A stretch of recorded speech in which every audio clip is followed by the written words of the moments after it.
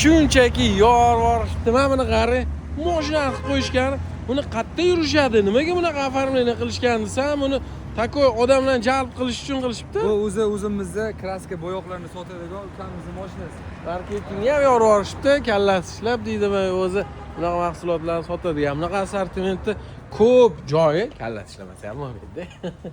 Aka, qanday? Assalomu alaykum. Joningiz sog', assalomu alaykum. Sizlar o'zi mana shu kassa aparatlar, yo'q, mana o'zlar. Birga ishlaysizmi yo'qmi bular? Ha, magazindan, do'kondan sotib turamiz. Olib turasizmi? Qanaqa qimmatmi? Mana qarang. Vicron, Novel bor-ku, bilasizmi? Ha, mana Vicron hamma mahsulotlarni sotishadi. Mana shunaqa kompaniyaning mahsulotlarini mana mana shu yerdan olib turaman. Gap yo'q, mana. Bizga ham doim shularni ishlatadilar. Doim Vicron deydilar. Xuddi pulini olgandek bilmayman-ku, balki uzrdir. Lekin shularni optim, ya'ni optimning donami qanaqa? Optim. Asli optimchimiz, Namanganda dilerimiz. Ham Optimga ham podbor qilib tayyorlab berishadi. Undan tashqari mana Ko'x mahsulotlarini ham hammasi bor. Gap yo'q. Siz Namanganda bo'lsangiz, nafaqat Namangan emas, vodiy bo'yicha, to'g'rimi? Shu mahsulotlar ana endi optim birinchi qo'l joyini bilib oldingiz.